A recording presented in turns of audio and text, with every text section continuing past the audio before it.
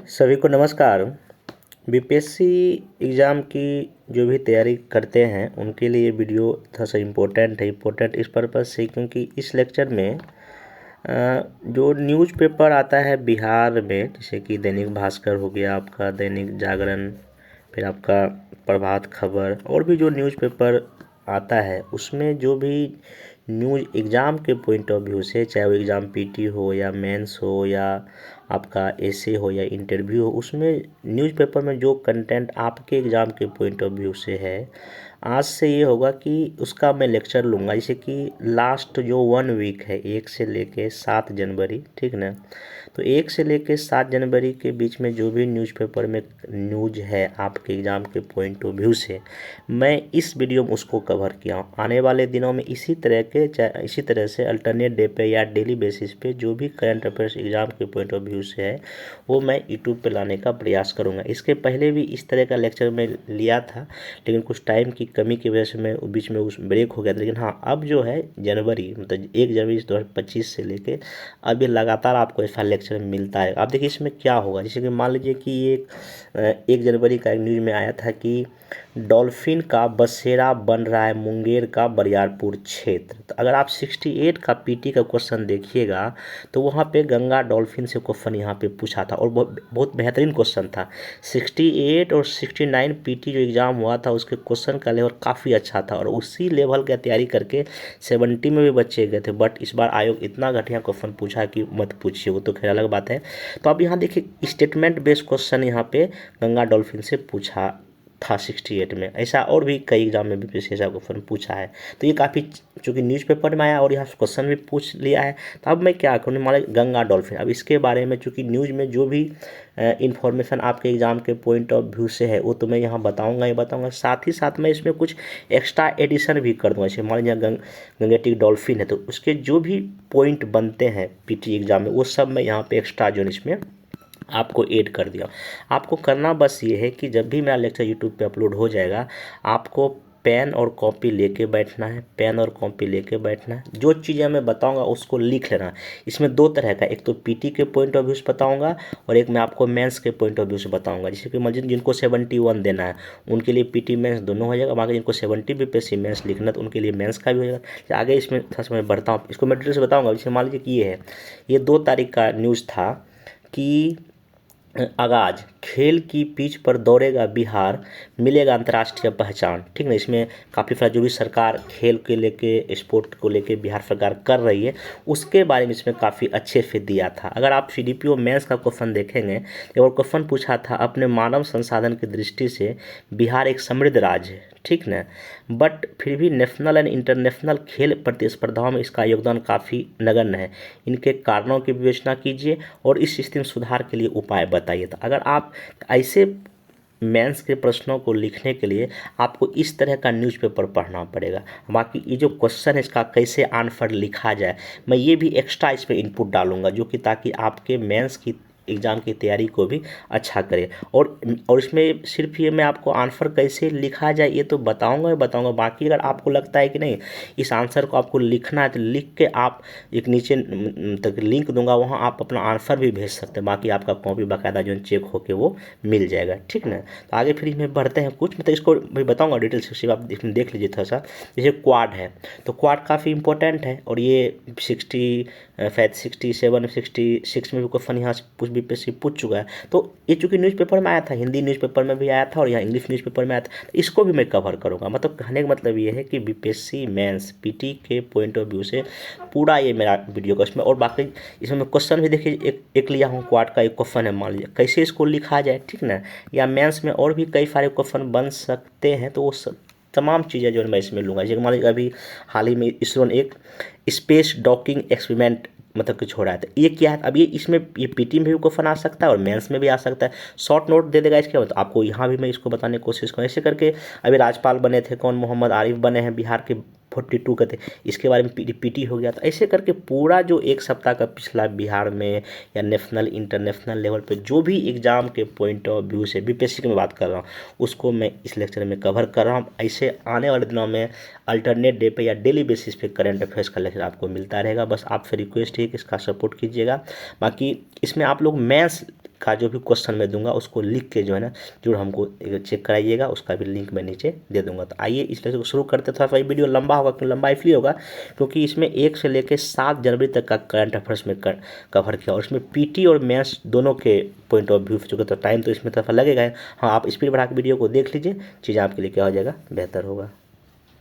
तो अब देखिए इसमें लेक्चर शुरू कर देंगे। इसमें जो पहला न्यूज़ था ये हिंदुस्तान में आया हुआ था कि डॉल्फिन का बसेरा बन रहा है मुंगेर का बरियारपुर क्षेत्र। अगर आप गंगा नदी को देखेंगे तो मुंगेर डिस्ट्रिक्ट से भी होकर गुजरती है, तो वहाँ एक बरियारपुर एक क्षेत्र है, वहाँ पे जो है ना गंगा डॉल्फिन देखा जाता है। यहाँ पर लिखा हुआ है भागलपुर की राष्ट्र पहचान बनी डॉल्फिन, इसका जो साइंटिफिक नेम है प्लेटनिस्टा गंगेटिका का आशियाना बदल रहा है। भागलपुर देश का पहला गंगेटिक डॉल्फिन क्षेत्र है जो सुल्तानगंज से लेकर कहलगांव तक 60 किलोमीटर तक। अगर कभी बीपीएससी बहुत अच्छा क्वेश्चन पूछेगा, जैसा 68 एंड 59 में पूछा, तो सिंपल ये स्टेटमेंट बना क्वेश्चन पूछेगा कि बिहार के भागलपुर जिले में सुल्तानगंज से लेकर कहलगांव तक गंगा डॉल्फिन सेंचुरी है, एकदम से है यहाँ पे। तो आपका यहाँ एग्जाम के पॉइंट ऑफ व्यू से आप इसको निकाल लीजिए।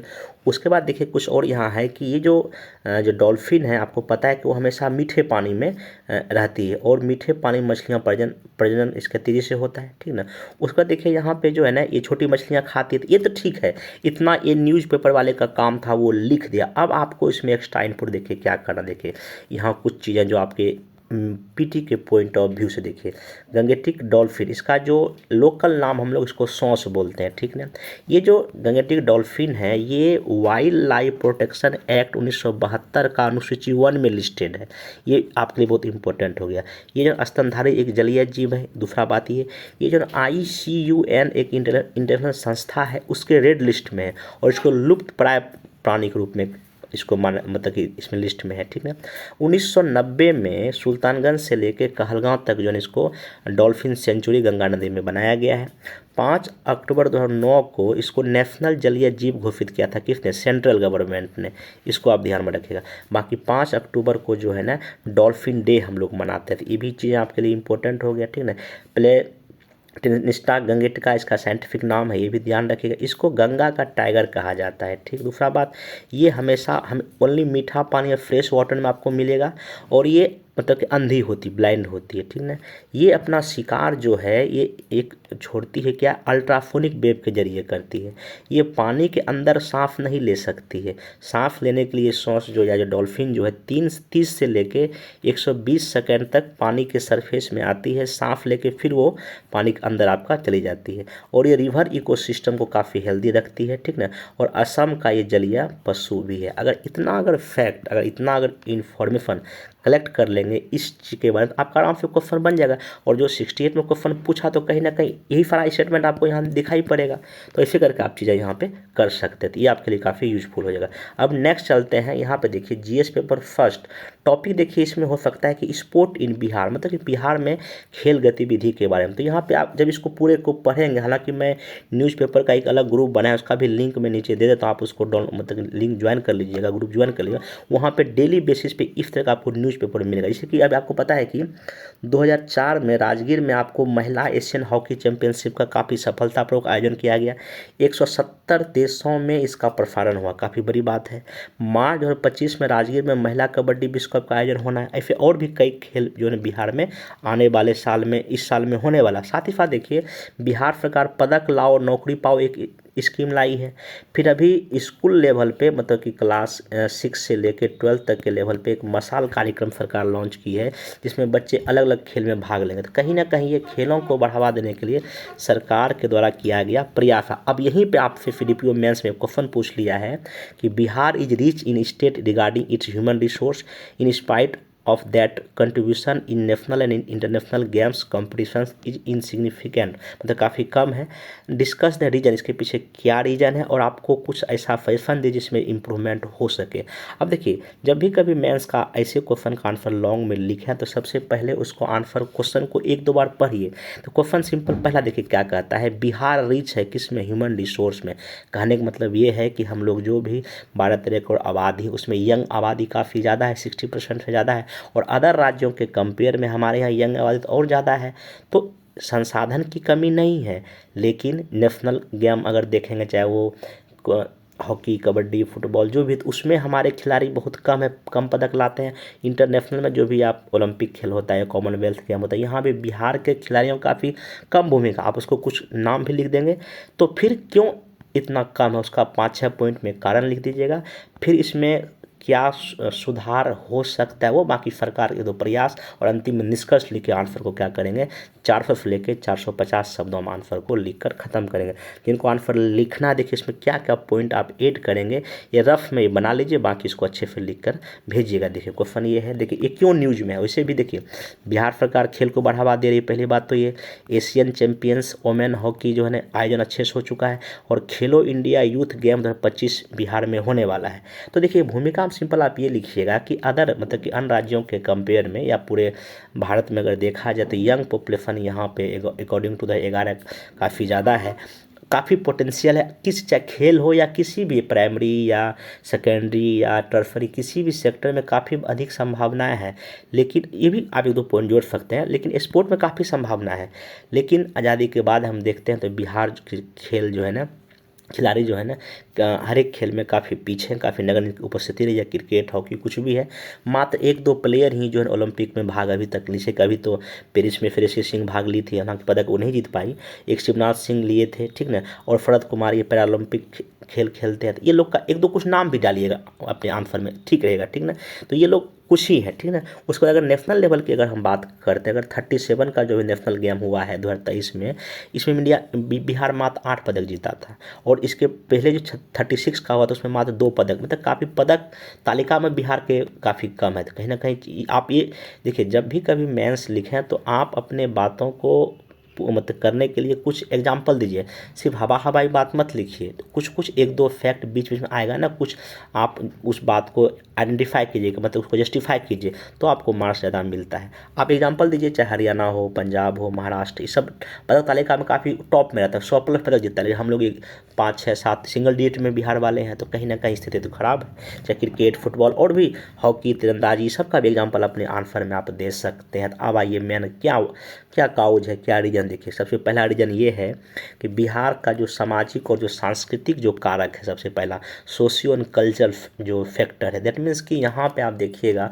क्योंकि मैक्सिमम लोग ग्रामीण क्षेत्रों में रहते हैं, ठीक ना, लेकिन उनको अपनी आजीविका से मतलब है। खेल या ऐसे कल्चर जैसे कि हरियाणा में, पंजाब में जिस तरह से खेलों को बढ़ावा हर एक गाँव में वहाँ कुश्ती का मतलब कि होता है या और भी चीज़ें, लेकिन बिहार में आपको इस तरह का कम। यहाँ क्रिकेट है, लेकिन क्रिकेट में भी बहुत ऐसा नहीं कि बिहार के लोग खिलाड़ी काफ़ी प्रभाव है, ऐसा नहीं। हाँ कुछ अभी खिलाड़ी निकल के सामने आ रहे हैं, अलग बात है, लेकिन सोशियो कल्चर फैक्टर बिहार में बड़ा कारण है जिसकी वजह से खेलों में लोग कम भाग लें। दूसरा lack of political support. Lack of political support का मतलब यहाँ ये हुआ कि सरकार इतने दिनों में ऐसा कोई खेल का कोई नीति नहीं लाई थी। अगर आप देखेंगे अदर स्टेट में वहाँ खेल की अलग पॉलिसी होती। अभी ना बिहार सरकार पदक लाओ और नौकरी पाओ ऐसा नीति अभी लॉन्च किए, या राजगीर में खेल अंतर्राष्ट्रीय खेल मैदान बना रही है। इसके पहले ये सब ऐसा कुछ तो हो नहीं रहा था। तो पॉलिटिकल सपोर्ट की बिहार में काफ़ी क्या है, कमी है। दूसरा है लैक ऑफ मॉडर्न इंफ्रास्ट्रक्चर, मतलब कि जो भी आधुनिक अवसंरचना है, चाहे वो स्टेडियम की बात हो जाए या खेल के जो भी इक्विपमेंट की बात है, वो काफ़ी कम है। आप यहाँ पे एग्जाम्पल के साथ लिख सकते हैं, ठीक ना। लैक ऑफ स्पॉन्सरशिप, मतलब कि जो भी खिलाड़ी उसको प्रमोट करने वाला कोई नहीं। अगर आप महेंद्र सिंह धोनी मूवी देखेंगे तो वहाँ पे उनको स्टार्टिंग में कोई कंपनी उसको स्पॉन्सर नहीं कर रही थी, तो वो भी काफ़ी दिक्कत है। आखिर कोई खिलाड़ी अगर कुछ खेलेगा उसके बाद पैसे अगर कमी है तो उसको कोई ना कोई तो सपोर्ट करने वाला होना चाहिए, चाहे टाटा कंपनी या टीसीएस कंपनी, ऐसा तो होना चाहिए ना।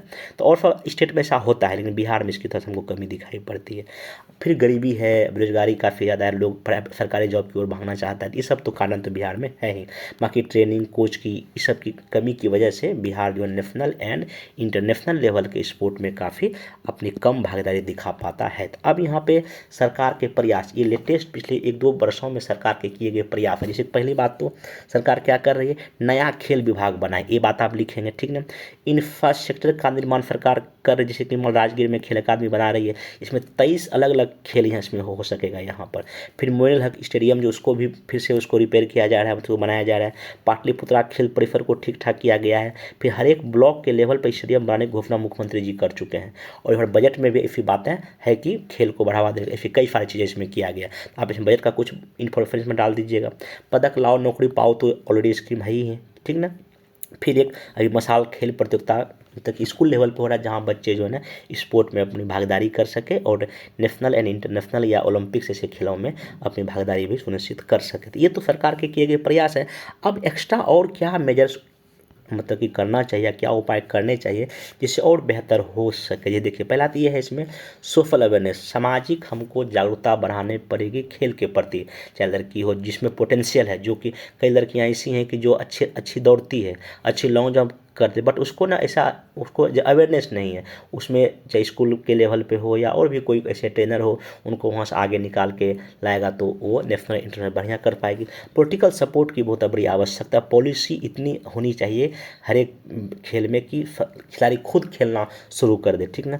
और प्रोविजंस ऑफ मॉडर्न इंफ्रास्ट्रक्चर, मतलब आधुनिक अवसंरचना, चाहे वो ब्लॉक लेवल पे हो, पंचायत लेवल पे हो, डिस्ट्रिक्ट लेवल पे हो, इस तरह की जो है ना आपका अवसंरचना हर एक खेल में आपको देना ही पड़ेगा, हर एक डिस्ट्रिक्ट में होना ही करना पड़ेगा। Increase role of private players, मतलब कि प्राइवेट जो भी कंपनियां उनको इसमें खेलों के प्रति कि हाँ आप खिलाड़ी को स्पॉन्सरशिप करो या खेलों को बढ़ावा दो, ऐसी चीज़ें हमको करना पड़ेगा जिससे बिहार जो है ना आने वाले, चूँकि 2047 तक हमको विकसित बिहार बनाना है, तो विकसित बिहार जब हम बनाएंगे तो विकसित बिहार का मतलब क्या, हर एक डिपार्टमेंट में हमको विकसित होना है, ये नहीं कि सिर्फ एक ही में होना, खेल में भी हमको विकसित होना है। तो आप यहाँ पे इंडिंग जब आंसर को इसको कीजिएगा तो विकसित भारत बिहार 2047 का जरूर जिक्र कीजिएगा। विकसित बिहार बनाने के या उसको पूरा करने में इन खेलों को भी हमको ना बड़ी प्रमुखता से ध्यान देने की आवश्यकता है। ऐसा करके आप लिखेंगे चीज़ आपके लिए बेहतर होगा, ठीक है ना। अब नेक्स्ट चलते हैं हम लोग एक क्वाड का, चूँकि देखिए क्वाड जो संगठन जिसमें 4 देश आपको दिखाई पड़ेगा, ठीक ना, भारत है आपका, ऑस्ट्रेलिया है, अमेरिका है, ठीक ना। तो इसमें जो है जापान है, जो 4 जो देश आपका है। तो ये देखिए जब 2004 में जब सुनामी आया था हिंद महासागर में, तभी जो सुनामी में जो भी प्रभावित लोग थे उनकी सहायता के 4 देश सामने आए थे। तो क्वाड का कहीं ना कहीं वहीं से स्टार्टिंग हुआ था, लेकिन हाँ फाइनली 2017 से ये अधिक एक्टिव हो गया। एक्टिव कब होगा, जब आप देखेंगे इंडो पैसिफिक जो रीजन आपका है, जब चाइना अपना, चाहे वो बेल्ट एंड रोड इनिशिएटिव हो या आपका स्टिंग ऑफ पल्स ऐसी नीति के जरिए जब चीन इस क्षेत्र में जब प्रभाव अपना बढ़ा रहा है, तब ये क्वाड अधिक एक्टिव होगा। तो यहाँ देखिए लिखा भी है, क्वाड सदस्य देश हिंद प्रशांत क्षेत्र की आवश्यकताओं को मिलकर करेंगे पूरा। कहीं ना कहीं क्वाड का जो मेन ऑब्जेक्टिव यही है कि हिंद जो इंडो पैसिफिक रीजन है वो फ्री रहे एकदम, उसमें किसी तरह का कोई जो है देश ही ना कि ये मेरा ही है, ऐसी भावना किसी में ना आवे। तो इसका भी मीटिंग हुआ था। तो इसमें देखिए अब मैथ्स के point of view question BPSC में कई बार पूछ चुका है, क्वेश्चन में यहाँ बनाया है जानबूझ के, देखिए यहाँ पे कि इन हिंद प्रशांत क्षेत्र से संबंधित भारत की क्या चुनौतियाँ हैं, इसमें अवसर क्या है, भारत के रणनीतिक हित को उन्नत करने में क्वाड की भूमिका पर आप क्या कीजिए, चर्चा कीजिए, ठीक ना। तो आप देखिए जब इसका मैं मोटा दिखाता हूँ इसमें क्या आपको लिखना है। एक मोटा देखिए इसमें क्वाड जो है आपका, जब भी कभी क्वाड का आप आंसर लिखें तो इस तरह का एक मैप बना हुआ, ऐसे करके रेक्टेंगल लीजिए, ठीक ना। और यहाँ पे आप एशिया को दिखाइए, जिसमें आप यहाँ भारत को दिखाइए, यहाँ जापान है, या आपका अमेरिका को दिखाइए, यहाँ अफ्रीका, ऐसे करके मिला दिए, यही क्वाड है। मतलब 4 1 2 3 4 लाइन, ठीक है, चतुर्भुज बन जाता है। अब यहाँ देखिए इसका क्वाड का जो मेन उद्देश्य ये है कि प्रमोटिंग रीजनल सिक्योरिटी, मतलब कि जो इंडो पैसिफिक का जो रीजन है वहाँ पे क्षेत्रीय सुरक्षा प्रोवाइड करना इसका मेन काम है। दूसरा फ्री ओपन इंडो पैसिफिक, मतलब ये चाहता है कि स्वतंत्र हो, सबके लिए खुला इंडो पैसिफिक हो, कोई देश ये ना कहे भाई ये रीजन तो मेरा है, मेरा यहाँ प्रभाव है, चाइना करता है, ऐसा नहीं, ठीक ना। Promoting democracy and human rights, ये उद्देश्य इसका। काउंटरिंग चाइना का एक्सपेंडिंग इन्फ्लुएंस, मतलब इस क्षेत्र में चाइना बढ़ता प्रभाव को काउंटर करना इसका जो मेन उद्देश्य है। अब देखिए भारत के लिए क्वाड का क्या सिग्निफिकेंस या क्या महत्व, देखिए पहला बात यह है इसमें रणनीतिक महत्व। रणनीतिक मतलब ये है कि जिससे China belt and road initiative का प्रोजेक्ट लॉन्च की है या स्टिंग ऑफ पल्स है, उसका मुकाबला करने के लिए हमको क्वाड की क्या है आवश्यकता। इसमें 4 देश है, सब मिलकर करेंगे। इकोनॉमिक दृष्टिकोण से भी अगर ब्लू इकोनॉमी की हम बात करते हैं, क्योंकि हिंद महासागर का क्षेत्र है, ब्लू इकोनॉमी में काफ़ी संभावना है, या और भी ट्रेड की बात हो जाए हिंद महासागर से होता है उसके दृष्टिकोण से भी। और जो जिस तरह से अभी आप देखेंगे जो आपका अरब सागर का जो इलाका, जब वहाँ से कभी जहाज़ कोई गुजरती तो वहाँ पे कई सारी समुद्री लूटपाट का घटना होता है। तो इनकी सुरक्षा के लिए भी हमको जो है ना ये क्वाड आवश्यक है, मतलब समुद्री सुरक्षा के दृष्टिकोण से काफ़ी इंपॉर्टेंट है। और रीजनल स्टेबिलिटी, मतलब कि इस क्षेत्र में कोई अशांति ना हो। जैसे कि आप देखेंगे कि चाहे चीन जो, जैसे कि मान लीजिए श्रीलंका है या बांग्लादेश है या म्यांमार है, ये छोटे छोटे देशों को अपने लोन दे के अपने में फंसा रहा है। तो ये कहीं ना कहीं दिक्कत है। तो ऐसे इससे अगर जो ये छोटे देश अगर जहाँ ऋण में फंस जाएंगे, चंगुल में फंस गए, क्षेत्र यहाँ पे इस देश में कुछ ना कुछ अशांति हो जाएगा। तो शांति रखना भी जो है इनका एक जो है ना, चूँकि भारत के लिए इम्पोर्टेंट है, तो ये ऐसे करके कर सकते हैं। ये आप इम्पोर्टेंस ऐसे देखिए, एग्जाम हॉल जब आप जाएंगे तो आपको बहुत सब बात याद नहीं होगी। यही की टर्म, ये की टर्म हुआ, इसी की टर्म को आप लिखेंगे और अपने भाषा में अगर आंसर को ऐसे करके लिख देंगे तो आपका नंबर ठीक ठाक इसमें मिल जाएगा। अब ये जो क्वेश्चन दिया गया है, मैं इसका एक आपको शॉर्ट में मोरल आंसर दिखा देता हूँ, हालांकि मैं इसका अपने टेलीग्राम में मैं शेयर कर दूंगा, आप वहाँ से भी इसको डाउनलोड करके पढ़ लीजिएगा। देखिए, लेकिन इस क्वेश्चन को लिखने का कोशिश कीजिएगा। ये लॉन्ग क्वेश्चन, ये 38 मार्क्स का क्वेश्चन है, ठीक ना। इसको 400 या 450 वर्ड में लिखने का इसमें कोशिश कीजिएगा। मैं इसका मोरल आंसर दिखा देता हूँ। देखिए, हिंदी में जैसे इस तरह से आप वीडियो पॉज करके इसका ऐसे परिचय लिख सकते हैं, ठीक ना, क्वाड के बारे में या इंडो पैसिफिक। हाँ, इंडो पैसिफिक का जब आप आंसर इसको लिखें तो एक ना मैप अवश्य बना दें, इंडो पैसिफिक रीजन में आखिर कौन कौन सा एरिया ऐसे करके एक सर्कल कर लीजिएगा, ठीक ना। बाकी क्या क्या यहाँ चुनौतियाँ, यहाँ पे 1 पॉइंट है, 2 पॉइंट है, जो मैं डिस्कस किया हो ना सब वहाँ पर तभी डिटेल में लिखा हो, इसको देख लीजिए, चुनौतियाँ लिख दीजिएगा। फिर जो भी चुनौतियों के बाद इसमें क्या इंडिया के लिए क्या अवसर है, ठीक ना, क्योंकि ऐसे करके 1 2 3 4 5 पॉइंट बफर लिख दीजिएगा। बाकी क्वाड का क्या रोल होगा, उस क्वाड के रोल को इसमें आप दिखा देंगे ऐसे पॉइंट वाइज करके। और अंतिम में यहाँ पर आप जो है ना क्या चुनौतियाँ, क्वाड के अंदर भी कुछ चैलेंजेज है, आप वो दिखा के बाकी अंतिम में क्या कर दीजिएगा, निष्कर्ष। ऐसे करके अगर आप आंसर लिखें तो आपको ठीक ठाक मार्क्स आ जाएगा। जिनका इंग्लिश मीडियम में देख लीजिए, इसको वीडियो पॉज करके, ये थोड़ा पॉइंट वाइज में दिया गया चीज़ है, इसका मैं PDF शेयर कर दूंगा, आप वहाँ से भी हेल्प लेके इस PDF का आंसर इसको लिखिएगा। अब जो नेक्स्ट खबर है, अभी देखिए, इसरो ने एक एक्सपेरिमेंट किया है, स्पेस डॉकिंग एक्सपेरिमेंट, इसको शॉर्ट में स्पेडेक्स भी कहा गया था। अब ये क्या है, इसमें सिंपल सा क्या, ये जो है ना इसरो का इसमें मेन लक्ष्य ये है कि 2 कोई यान या कोई उपग्रह जो है ना इसमें भेजा गया है और दोनों को जोड़ा जाएगा अंतरिक्ष में, स्पेस में, ठीक ना। तो इसमें मैं पढ़ के सुनाता, जिसमें जो मेनली यहाँ पे चीज़ें हैं कि जो है, देखिए यहाँ पे स्पेडेक्स मिशन की सफलता ही चंद्रयान 4 मिशन निर्भर करेगी। इसरो के इस मिशन का मेन देखिए ऑब्जेक्टिव क्या है, PSLV रॉकेट की मदद से अंतरिक्ष में 2 छोटे यान की डॉकिंग, मतलब जोड़ने या अनडॉकिंग की अलग करने की प्रक्रिया को पूरा करना है। दरअसल ये है कि इस मिशन में एक उपग्रह के 2 हिस्से को एक ही रॉकेट में लॉन्च किया गया, अंतरिक्ष में इन्हें अलग अलग जगह पर छोड़ा गया है, फिर इन्हें एक दूसरे के करीब लाकर जोड़ना है, ठीक है। इस मिशन में 2 उपग्रह, एक का नाम है चेसर यहाँ पे SDX-01, ठीक है ना, और एक आपका है ये पीछा करने वाला, एक है टारगेट, उसको SDX-02 नाम दिया गया, ठीक ना। मिशन में चेसर टारगेट का पीछा करेगा, उससे इससे डॉकिंग करेगा। अंतरिक्ष में 2 अलग अलग चीज़ों को जोड़ने की यह तकनीक ही आने वाले दिनों में अपना स्पेस स्टेशन बनाने में मदद करेगी। इस तरह भारत अपने स्वदेशी डॉकिंग सिस्टम के माध्यम से स्पेस डॉकिंग करने वाला दुनिया का कैसा देश बन गया, चौथा पीटी के लिए हो गया। इसके पहले अमेरिका, चीन और रूस ऐसा वो कर चुका है। हालांकि डॉकिंग 7 को होना था, अभी 9 जनवरी को, इसमें आज के न्यूज़पेपर में यही दिया हुआ है। तो ये देखिए आपके लिए क्वेश्चन, ये तो पीटी में आप इसको किस यान पे छोड़ा गया, PSLV C60, ये पीटी के लिए होगा। बाकी अगर मेंस के पॉइंट ऑफ व्यू देखेंगे तो ये भी कहीं ना कहीं इसरो की एक बड़ी उपलब्धि है। अगर डॉकिंग हो जाएगा 9 जनवरी को तो कहीं ना कहीं इसरो की बड़ी उपलब्धि है। और क्वेश्चन BPSC पूछता भी है ना, इसरो के प्रमुख अचीवमेंट की चर्चा कर, आप इसको जोड़ना पड़ेगा। और शॉर्ट में अगर क्वेश्चन यहाँ बना दे, इसको देख लीजिए, what is space craft docking, क्या होता है इसकी चर्चा कीजिए। Also discuss it is important, इसके क्या महत्व, इसको 8 मार्क्स में आप इसको लिख कर जो है ना आंसर सबमिट कर सकते हैं। नेक्स्ट चलते हैं, देखिए एक और खबर काफ़ी इंपॉर्टेंट आपके पीटी के एग्जाम के पॉइंट ऑफ व्यू से, 42वें नंबर के राज्यपाल बिहार के कौन बने, आरिफ मोहम्मद खान। पहले ये कहाँ के थे, केरल के थे। अब देखिए इसमें एक चीज़ ध्यान रखिएगा, जो मनोनीत कौन करते हैं राज्यपाल को, राष्ट्रपति, लेकिन उसको शपथ कौन दिला रहे हैं, उनको दिलाते हैं पटना हाईकोर्ट के मुख्य न्यायाधीश का नाम है विनोद चंद्रन। ये ध्यान, शपथ कौन दिलाते हैं, मतलब कि हाईकोर्ट के मुख्य न्यायाधीश, बाकी मनोनीत कौन करते हैं, राष्ट्रपति, पर इतना ध्यान रखें। बाकी और राष्ट्रीय लॉन बॉल्स में बिहार के चंदन जीता कांस्य पदक। अब देखिए सिंपल पीटी में क्या पूछेगा, ये चंदन किस खेल से संबंधित है, ये ध्यान रखिएगा। और ये कहाँ, किस जिले के हैं, मुंगेर जिले के, बस इतना ध्यान रखिएगा। और कहाँ हुआ, ये दिल्ली में। तो इससे अधिक आपको पीटी फैक्ट में जाने की जरूरत नहीं है। अब देखिए बिहार में प्रति व्यक्ति दूध की उपलब्धता कितना हो गई, 277 ग्राम, ये पीटी में पूछा जा सकता है। और दूध उत्पादन में बिहार देश में कितने नंबर पर है, 9वें नंबर पर। बाकी इसमें और बहुत सारा फैक्ट है, उतना आपको फैक्ट करने की इसमें कोई जरूरत नहीं है। बस हाँ सिंपल से हाँ विश्व में बात करने लिखा हुआ न्यूजीलैंड में प्रति व्यक्ति दूध सबसे कितना ज़्यादा है, फिर आइलैंड में। ये कुछ पीटी का फैक्ट आप यहाँ पर निकाल, लेकिन हाँ बीपीएससी के लिए आपका इतना जो ना आपका काफ़ी है। नेक्स्ट चलते हैं हम लोग। हाँ बालक बालिका दोनों वर्गों में बिहार बना चैंपियन। देखिए इसमें क्या सिंपल लिखा हुआ है, 68वीं national school games rugby under 14 की 2 दिवसीय प्रतियोगिता गुरुवार पटना में खत्म हुआ। इसमें लिखा हुआ बिहार की रग्बी अंडर 14 गर्ल्स टीम ने खेले गए फल उड़ीसा को हराया है, ठीक ना।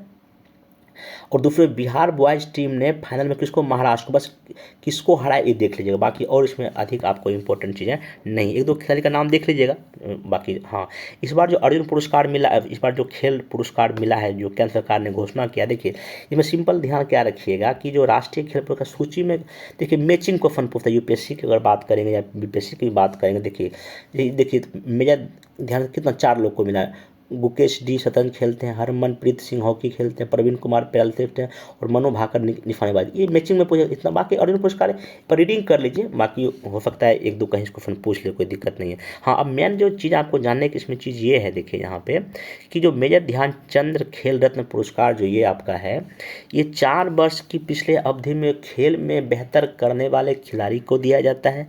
ये युवा एवं खेल मंत्रालय इसको देती है, 25 लाख रुपये मिलती है। ये 1991-92 में शुरुआत है। इनका पहला नाम था राजीव गांधी खेल रत्न अवार्ड, इसको बाद में क्या नाम चल 2011 में, फिर 21 में इसको नाम चेंज करके मेजर ध्यानचंद खेल रत्न कर दिया गया। पहले खिलाड़ी कौन थे, विश्वनाथ आनंद, जिनको एक पुरस्कार मिला था। एक बार जिसको मिल जाएगा दोबारा नहीं मिलेगा, ठीक है। और ये अगर किसी विशेष परिस्थिति में अगर खिलाड़ी बहुत अच्छा प्रदर्शन किया, किसी वजह से अगर उनकी मृत्यु हो गई तो मरणोपरांत भी दिया जा सकता है। ये आपका अगर जो कभी कथन बेस्ड क्वेश्चन पूछेगा तो आप इसको देख लीजिएगा, ठीक है। अब नेक्स्ट चलते हैं। एक और देखें यहाँ पे, अंतरिक्ष से धरती पर जल्द आने वाली है फोन कॉल। जल्द ही अंतरिक्ष से धरती पर फोन कॉल आने वाली है। भारतीय अंतरिक्ष अनुसंधान परिषद अमेरिका के एक कम्युनिकेशन सैटेलाइट को लॉन्च करने, बस इतना आपको ध्यान रखा और इसमें कोई चीज़ विशेष जानने की नहीं। अब नेक्स्ट चलते हैं।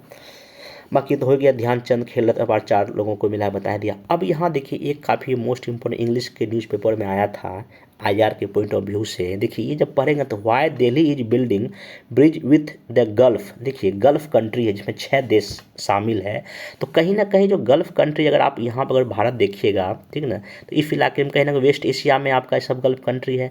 तो ये लुक वेस्ट पॉलिसी का एक हिस्सा है। भारत की जो पश्चिम की ओर देखो की नीति जो है इसका एक हिस्सा है। अगर आप क्वेश्चन देखेंगे बीपीएससी एक बार क्वेश्चन ना पश्चिम एशिया से करंट अफेयर्स में पूछ चुका है, इस बार भी पूछे जाने का ज़्यादा चांस है।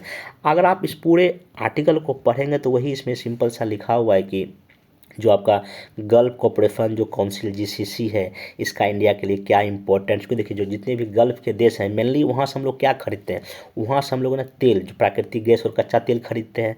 ट्रेड हो गया। दूसरी बात हमारे मतलब लगभग काफ़ी सारे संख्या में वहाँ लोग जो है ना गए हैं क्या, काम करने के लिए। प्रवासी भारतीय वहाँ पे रह रहे हैं, काम करने के पर्पज से गए।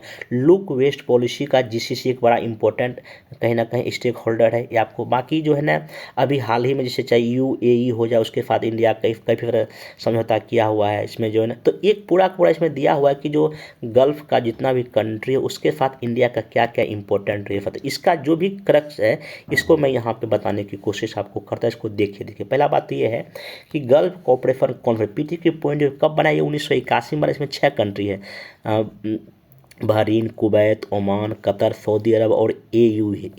यूपीएससी पूछ चुका है कि गल्फ में कौन देश नहीं है, तो 6 का नाम याद रख लीजिए, बाकी जो नहीं है अपने आपको याद हो जाएगा। इसका हेडक्वार्टर कहाँ, रियाद में है। कहाँ पे, रियाद में। अब देखिए इंपॉर्टेंट गल्फ कोऑपरेशन काउंसिल का इंडिया के लिए क्या, पहला बात वही ट्रेडिंग पार्टनर है, ठीक ना। वर्क फोर्स हमारा काफ़ी अधिक वहाँ काम कर रहा है, रेमिटेंस वहाँ से पैसा हमको मिलता है, ठीक ना। सिक्योरिटी के पर्पज़ से और टेक्नोलॉजी के भी पर्पज़ से, तो ये सब इंपॉर्टेंस आपको शॉर्ट में से बता दिया। अब देखिए वेस्ट एशिया की हम जब बात करते हैं तो गल्फ कंट्री के 6 देश तो शामिल हैं ही हैं, साथ ही साथ आपको इसमें और भी Armenia, Azerbaijan, Cyprus, Georgia, Iraq, Israel, Jordan, Lebanon, Iran, Syria, तुर्की, ये सब कहीं ना कहीं वेस्ट एशिया का हिस्सा है। अगर बीपीएससी पूछेगा वेस्ट एशिया कहने का मतलब आप इसमें इजराइल भी शामिल हो गया। तो अगर ओवरऑल वेस्ट एशिया में पूछेगा आप मेनली जो भी ये गल्फ़ की कंट्री उसका चर्चा करना पड़ेगा, इजराइल का चर्चा करना पड़ेगा, इराक का करना पड़ेगा, अभी ईरान का भी चर्चा करना, तुर्की का भी कुछ चर्चा करना पड़ेगा, ठीक है। इसको सब आपको वेस्ट एशिया में इसको शामिल कर सकते हैं। अब यहाँ पे अगर डिटेल में अगर वही लिखना हो कि क्या इंपॉर्टेंस है ओवरऑल में वेस्ट एशिया की बात कर रहा हूँ, क्या ऊर्जा सिक्योरिटी के दृष्टिकोण से गैस और कच्चा तेल, आर्थिक महत्व में क्या भारतीय कंपनी वहाँ बहुत सारा इन्वेस्ट भी की है और बहुत सारे हमारे लाखों लोग वहाँ काम भी कर रहे हैं, ठीक ना। लगभग 8.9 मिलियन प्रवासी वहाँ काम कर रहे हैं, ठीक ना।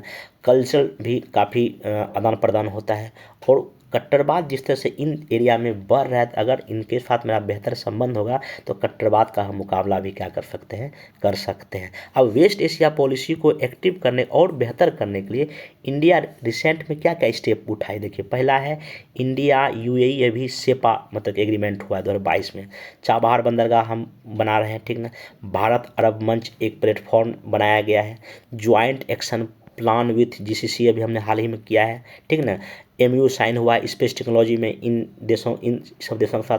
और भी यहाँ जो गल्फ के कुछ देश हैं जिसका हम परमाणु ऊर्जा मतलब कि असैन्य परमाणु ऊर्जा दृष्टिकोण से समझौता किए हैं। और भारत इन देशों में, चाहे टर्की में जब भूकंप आया था, याद कीजिए कितना मानवीय सहायता हुआ था, और भी चाहे कोरोना वैक्सीन की बात हो जाए या कभी भी इंडिया इन सब देशों को काफ़ी अधिक मानवीय सहायता करता है। मतलब कहीं ना कहीं वेस्ट एशिया की ओर जो हम लोग इसमें ध्यान दिए हुए, तो आप ऐसे करके पॉइंट इसमें जोड़ सकते हैं अपने आंसर में।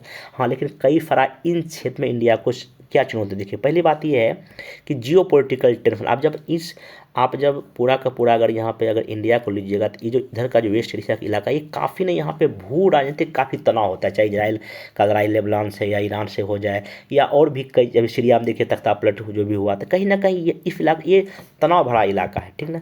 Competition with other measures power, चाहे चाइना भी अपना प्रभाव दिखाना चाहता है, इजराइल भी यहाँ कुछ बेहतर करना चाहता है, तो कहीं ना कहीं जो भी मेजर, अमेरिका का भी यहाँ पे अपना हित है, तो मेजर पावर्स के बीच में यहाँ कॉम्पिटिशन इस इलाके में है, ठीक ना। पॉलिटिकल इनस्टेबिलिटी मतलब कि इन सब देशों में कभी भी तख्ता पलट हो जाता है, कभी सरकार गिर जाती है, कभी भी आतंकवादी घटनाएं होती है, ये सब चीज़ें यहाँ पे, ठीक ना। और सोर्स ऑफ कहीं ना कहीं आतंकवादी घटनाएं मैक्सिमम जो यहीं पे होती है, तो ये सब कहीं ना कहीं इंडिया के सामने ये बड़ी चुनौतियाँ आपको देखने मिलता है। अब क्या कर सकते हैं, आगे की राह हमारे लिए क्या हो सकता है। देखिए, आगे ना पहले इसमें ये हो सकता है कि हमको इकोनॉमिक इंगेजमेंट बढ़ाना पड़ेगा इन देशों का, ठीक है। क्लाइमेट चेंज पर काम करना पड़ेगा, सतत विकास पर, इन चूँकि यहाँ भी काफ़ी गरीबी भुखमरी इन क्षेत्रों में भी था, तो इस पर हमको काम करना पड़ेगा। कल्चर एक्सचेंज करना, सांस्कृतिक आदान प्रदान करना पड़ेगा। और बैलेंस अप्रोच, ये नहीं कि सिर्फ लुक वेस्ट भी, बाकी और भी जो सब देशों के साथ इस एरिया में जितने भी देश, सबके साथ हमको एक बेहतर बैलेंस अप्रोच बना के अगर चलेंगे तो चीज़ आपके लिए, मेरे लिए क्या होगा, बेहतर होगा। वेस्ट एशिया का और फिर देख लीजिए, देखिए ये सब बीपीएससी का PYQ है। देखिए, ये 44 बीपीएससी में पूछ चुका है, पश्चिम एशिया में उसमें शांति कुछ वार्ता हुआ होगा। फिर देखिए, ये फिलिस्तीन इजरायली समझौता के बारे में पूछ चुका है। तो कहीं ना बीपीएससी पहले भी इस टॉपिक से काफ़ी सारा क्वेश्चन आपको पूछ चुकी है। आप देखिए पूरा इसको वीडियो पॉज कीजिए, ये देखिए पूरा का पूरा इलाका जो है ना आपको कहीं ना कहीं ये वेस्ट एशिया का आपको दिखाई पड़ रहा होगा। इतना आप मैप जब भी कभी आंसर जब लिखें तो ऐसे मैप आप बना सकते हैं।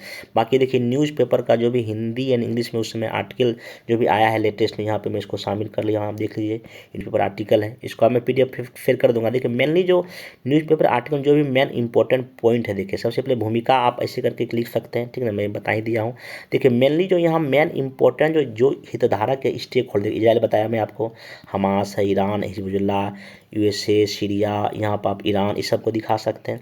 अब जो भी इस वेस्ट एशिया में जो भी अशांति का जो भी पॉइंट है, यहाँ सब मैं यहाँ दिखा दिया हूँ कारण, ठीक ना। इजराइल का मामला, ईरान, लेबनान, हुती, ये सब चीज़ दिखाई, वीडियो पॉज करके इसको देख ले। बाकी देखिए, वेस्ट एशिया में अगर अशांति होगी, देखिए क्या क्या पूरा दुनिया में क्या प्रभाव पड़ेगा। पहली बात तो मानवीय संकट होगा, लोग यहाँ से माइग्रेट करके कहीं और जाएंगे, वो बन जाएंगे शरणार्थी से बन जाएंगे, ठीक ना।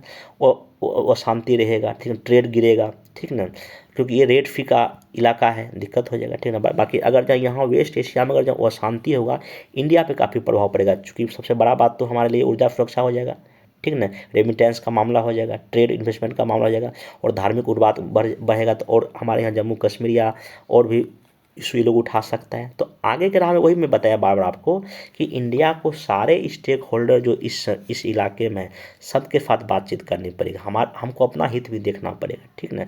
ये सब चीज़ करके हम यहाँ पे इन देशों के साथ बेहतर संबंध जो है ना बना सकते हैं। बाकी यहाँ पे देखिए क्वेश्चन आपको मैं PDF शेयर कर दूंगा, क्वेश्चन यहाँ दिया गया है, आप इसको आराम से लिख सकते हैं। देखिए क्वेश्चन एक और इम्पोर्टेंट हो गया है। देखिए बिहार में प्रति व्यक्ति आमदनी बढ़ के कितना हो गया है, 66,828 हो गया। ये जो है ना किस पर है, ये आपका करंट प्राइस पे है, ठीक है, ये ध्यान रखिएगा। फिर यहाँ क्वेश्चन ये बार 60-70 में ऐसा क्वेश्चन शायद एक पूछा है, देख लीजिएगा। बाकी जो ग्रोथ रेट है हमारा कितना 14.45% है। बड़े राज्यों में सर्वाधिक है, मतलब कि चौथे नंबर पर इस बार आ गया है। आर्थिक वृद्धि दर में असम, सिक्किम, तेलंगाना ही बिहार से आगे है। बाकी हम कितने नंबर पर हैं, बड़े राज्यों में मतलब कि हैं सर्वाधिक, लेकिन हाँ और चौथे नंबर पे हम लोग, ये ध्यान रखिएगा। ग्रोथ रेट ये परसेंटेज याद रख लीजिएगा, 4th स्थान पे हम लोग अभी हैं, ठीक है ना। बाकी इसको वीडियो पॉज करके देख लीजिएगा। बाकी देखिए ये अपना देखिए ग्रोथ रेट बिहार पिछले 10 वर्षों में कैसे कैसे इसका ग्रोथ रेट देखिए। यहाँ इस बार का देखिए कितना है, 14.47% है। फिर देखिए यहाँ पे 15.30 था, फिर यहाँ 14 देखिए कोरोना में नेगेटिव आ गया था। अगर क्वेश्चन एक पूछ दे पीटी में पिछले 10 वर्षों में बिहार का ग्रोथ रेट 10% से ज़्यादा रहा, देखिए एक बार निगेटिव रहा तो वो कथन गलत हो जाएगा। तो आप देखिए अगर क्वेश्चन का लेवल बहुत अच्छा करे इतना लेवल पर तो बीपीएससी जा सकता है, इसको देख लीजिए। हाँ अब यहाँ पे जो ग्रोथ रेट बढ़ रहा है हमारे बिहार का, या जो भी जीडीपी बढ़ रहे थे, एक बार क्वेश्चन पूछा 66 में, देखिए कितना अच्छा क्वेश्चन था उस बार कि बिहार सरकार के 2019-20 के आर्थिक सर्वे में यह कहा गया है कि गत 3 वर्षों में बिहार का विकास दर भारत की विकास दर से अधिक है, मतलब डेफिनेटली से अधिक है। अर्थव्यवस्था के किन क्षेत्रों ने इस में प्रगति में योगदान दिया है, वर्णन कीजिए। इसको 19-20 हटा के 23-24 अगले बार क्वेश्चन पूछ देगा, या 24-25 करेगा। तो क्वेश्चन तो मेन थीम समझ आ गया ना, किन किन क्षेत्रों की वजह से इतना मेरा ग्रोथ रेट है। तो आप यहाँ पे वही जो भी टर्सरी है, सेकेंडरी है, प्राइमरी में जो दिखा सकते हैं। बैंकिंग सेक्टर काफ़ी अच्छा किया है, आईटी अच्छा किया है, रोड बना है, ई गवर्नेंस काफ़ी अच्छा काम किया है, ठीक ना। कृषि रोड मैप का इसमें काफ़ी सहभागिता है, जो कि मेरा ग्रोथ रेट काफ़ी क्या हो रहा है, इस सब चीज़ को आप यहाँ डिस्कस कर दें। बाकी इसका मैं मोड अपने टेलीग्राम में शेयर कर दूंगा, आप वहाँ से इसको देख लीजिएगा। बाकी देखिए यहाँ पे वही सब चीज़ है कि हाँ इसे ध्यान रखिएगा, जो आकांक्षी ब्लॉक कार्यक्रम है उसमें 61 प्रखंड नीति आयोग ने शामिल किया। मैं इसको कई बार बता चुका हूँ, 61 प्रखंड शामिल है बिहार के 27 डिस्ट्रिक्ट का 61 ब्लॉक है। बाकी यहाँ देखिए इस बार जो है काफ़ी अधिक मात्रा में इस बार यहाँ बिहार में जो है ना खेल होने वाला है। इसका तो पीडीएफ ये सही नहीं है, मैं इसका पीडीएफ भेज दूंगा, फिर देख लीजिएगा। मतलब बहुत सारा खेल है इसमें, जैसे कि वुमेंस कबड्डी वर्ल्ड कप होगा मार्च में, राजगीर में होगा, ठीक ना। फिर एक खेलो इंडिया यूथ गेम्स होगा, ये इंपॉर्टेंट है, ठीक ना, इसको ध्यान रखिए। मेंस हॉकी एशिया कप भी होगा राजगीर में, तो ये पीटी में आपका यहाँ से पूछ सकता है। बाकी एक चीज़ और यहाँ पे नीति आयोग की ओवरऑल डेल्टा रैंकिंग में बेगूसराय प्रथम है, ये पीटी के लिए मोस्ट इंपॉर्टेंट हो गया, इसके बारे में देख लीजिएगा, ठीक। बाकी एक और देखिए क्वेश्चन मैं शेयर किया था पेज भी अपने टेलीग्राम में भी, कि देखिए GS paper first current affairs में क्वेश्चन ये पूछ सकता है भारत पड़ोसी देश में कि पड़ोस के अस्थिर हालात बढ़ाएंगे चिंता। एक बार शायद जब ऑडिटर का मेंस का एग्जाम था, क्वेश्चन वहाँ ये पूछा था कि भारत के पड़ोसी देश, कई पड़ोसी देश लोकतांत्रिक संकट से गुजर रहे हैं, नेपाल, बांग्लादेश, म्यांमार के संदर्भ में उत्तर दें।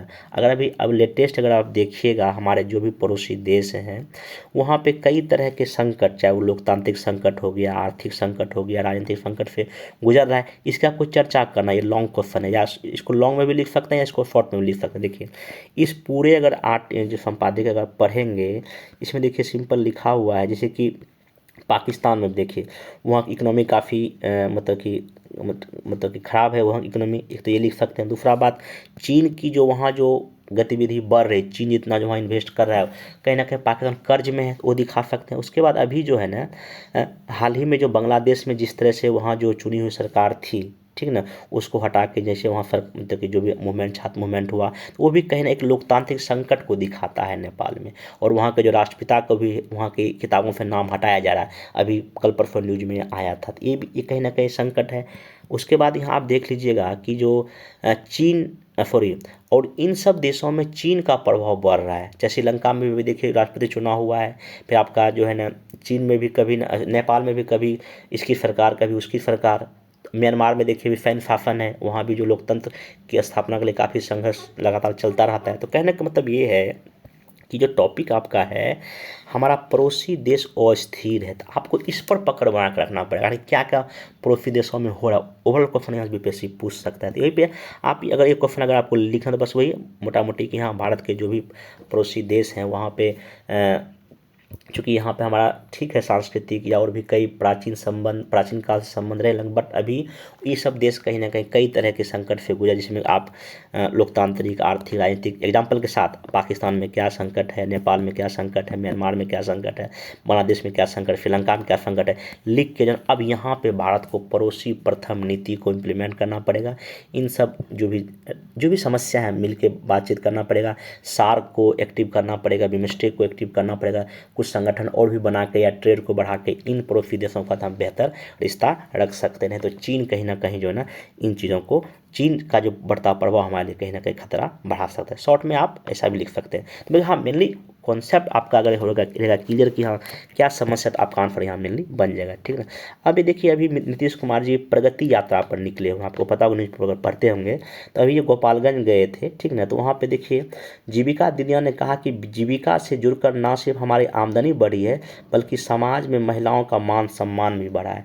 तो जीविका कार्यक्रम को लेके नीतीश कुमार जी काफ़ी एक्टिव रहते हैं, हमेशा देखिए कुछ ना कुछ इसमें नया जोड़ते रहते हैं, ठीक ना। तो इसलिए आप एक बार क्वेश्चन बीपीएससी पूछ लिया 67 मेंस में, जब देखेंगे पेपर जाके, कि यह कहा जाता है कि जीविका महिला व्यक्तिगत औजार है, इस परियोजना का परिचय दीजिए, इसके उद्देश्य की चर्चा कीजिए, बिहार में महिला व्यक्तिगत के संदर्भ में जीविका परियोजना की भूमिका का मूल्यांकन कीजिए। ये जो है ना आपका, अगर जिस बार ये एग्ज़ाम हुआ था मैं बताया था, इसको अच्छे से बताया था, और उस बार के जो इकोनॉमिक सर्वे जो था, जब एग्ज़ाम हुआ था उसके पहले इकोनॉमिक सर्वे इसको काफ़ी अच्छे से कवर किया था जीविका कार्यक्रम को, ठीक ना। और जीविका कार्यक्रम एक तरह से कहीं ना कहीं बड़ी क्रांति है बिहार के महिलाओं के लिए, खास करके जिनके पास आय के कोई साधन नहीं है, सेल्फ हेल्प ग्रुप बना के कई तरह की गतिविधियां, आर्थिक गतिविधियां करके अपने परिवार का भरण पोषण वो महिलाएं कर रही है। तो इसलिए क्वेश्चन यहाँ बनता है, और हो सकता है जीविका से जो है कहीं ना कहीं निबंध भी अगर कभी बनने का चांस है, तो इसको थोड़ा सा इस टॉपिक को अच्छे से कर दीजिएगा जीविका को, तो यहाँ क्वेश्चन आपका आना तय। अगर जब विकसित भारत बिहार बनाना है, अगर 2045 तक विकसित बिहार आपको बनाना है, तो जीविका कार्यक्रम में जितने भी सेल्फ हेल्प ग्रुप बने हैं, लगभग 10 लाख से ज़्यादा सेल्फ हेल्प ग्रुप बन गया, और ग्रुप बना के इन महिलाओं को स्मॉल इंडस्ट्री या और भी कई काम में लगा के हम इन जो महिलाओं की जो भागीदारी काफ़ी कम है रोजगार में, बढ़ा हम सकते हैं, ठीक ना। तो यहाँ पे आप इसको ऐसे करके कर सकते। देखिए इसमें क्या क्या आप इसमें मेनली लिख सकते हैं, मैं मोटा मोटी बता देता हूँ। देखिए पहली बात तो ये है कि ये 2 अक्टूबर 2007 से इसको लॉन्च किया गया है। ये वर्ल्ड बैंक के सहयोग से बिहार सरकार इसको लॉन्च की थी। स्टार्टिंग में 6 जिला को में हुआ था, 6, लेकिन अभी वर्तमान में ये 38 जिला और 534 प्रखंड में जीविका कार्यक्रम क्या लागू है।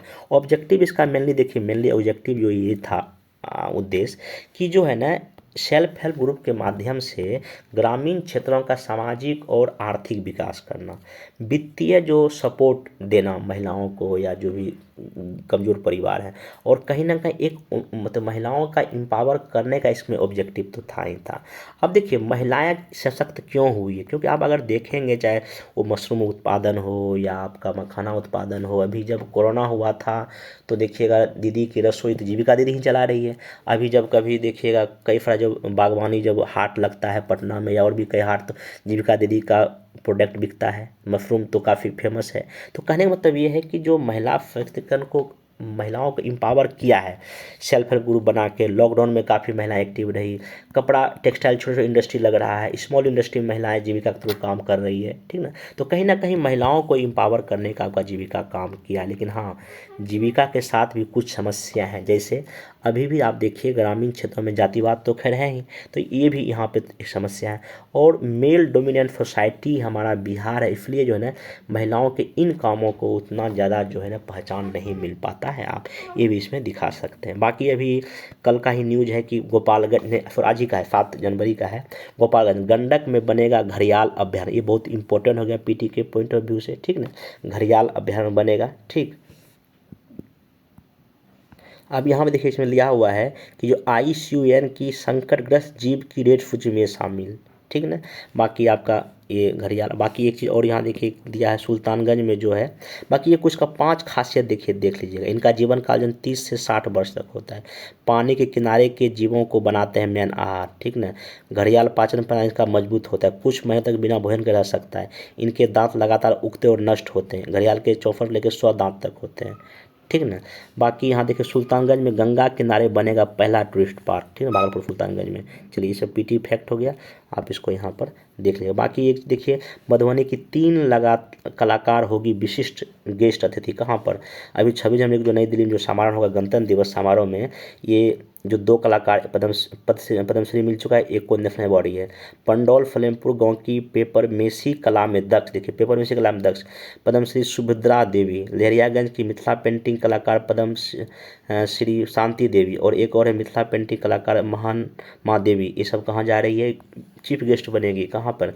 गणतंत्र दिवस में। सबका नाम याद रखिएगा, हो सकता है क्वेश्चन यहाँ पर आपका पूछ सकता है। बाकी एक और है, बेतिया की बिटिया गणतंत्र दिवस में करेगी परेड, ये भी देख लीजिएगा। ठीक, नगर की बिटिया जानवी कुमारी दिल्ली में होने वाले गणतंत्र दिवस पर राष्ट्रपति मुर्मू को सलामी देंगे। ठीक ना, बस ये सब पीटी के पॉइंट ऑफ व्यू से आपका इम्पोर्टेंट। ये रहा आपका 1 से लेके 7 जनवरी तक वो मोस्ट इम्पोर्टेंट पीटी और मेंस के पॉइंट ऑफ व्यू से करंट अफेयर्स। इसमें जितना भी मैं अभी मेंस का क्वेश्चन आपको इस पीडीएफ में दिख रहा होगा, इस पीडीएफ को जो नीचे एक लिंक रहेगा आपको, ठीक ना, उस टेलीग्राम लिंक रहेगा मोबाइल नंबर का, आप वहाँ पे अपना ये आंसर जो है ना लिख कर सबमिट कर सकते हैं। और मैं अपने टेलीग्राम में भी उस नंबर का लिंक दे दूंगा। पीडीएफ बना के हिंदी इंग्लिश किसी में भी आप आंसर अगर लिखना है, इसको लिख कर जो है ना आप भेज सकते हैं। बाकी ये मैं कोशिश करूँगा ये अल्टरनेट डे पे इस तरह का वीडियो या डेली बेसिस पे जो है ना आपको ये मिलता रहे, और ये लगातार आपका लेक्चर आता रहेगा यूट्यूब पर। बाकी 70 बीपीएससी के लिए जो चूँकि अभी कुछ बैच 13 दिसंबर को के बाद नहीं शुरू कर पाया था क्योंकि शिक्षा फतेहगढ़ चल रहा था, लेकिन हाँ अब चूँकि कई सारा बैच लॉन्च किया हूँ, जिसमें कि देखिए 70 बीपीएससी मेंस फाउंडेशन बैच ये 8 जनवरी 2025 से शुरू हो रहा है। ठीक, 8 जनवरी से। ठीक ना, ये मेंस फाउंडेशन बैच का मतलब ये कि इसमें पूरा आपका वीडियो लेक्चर, आपका स्टडी मटेरियल, इसमें आपको डेटा फिटिंग सब कराया जाएगा। इसमें जीएस एसए डीआई सब है। तो इसका जो फ़ी 2750 रखा गया है। अगर जिनको सिर्फ आंसर राइटिंग ही करना है 70 बीपीएससी के लिए, वो भी 8 जनवरी से बैच शुरू हो रहा है। इसका फ़ी 1750 रुपया रखा गया है। एसए स्पेशल बैच एक लॉन्च होगा ये 10 जनवरी से, इसमें सिर्फ और सिर्फ एसए का बैच होगा, इसका 1250 फीस रखा गया है। और 71 बीपीएससी फाउंडेशन बैच एक तो 15 जनवरी को एक शुरू करेंगे, एक हम लोग 30 जनवरी को शुरू करेंगे। इसका फीस कितना रहेगा? 3000 तक। जिनको भी लगता है कि नहीं मेंस की तैयारी करनी चाहिए 70 के लिए एसए जो भी, तो आप इस नंबर पर कॉल करके सारा जानकारी ले सकते हैं और एडमिशन आप इसमें ले सकते हैं। 8 जनवरी से ये बैच आपका इसमें शुरू हो रहा है। तो बाकी हम लोग मिलेंगे नेक्स्ट वीडियो में। Thank you.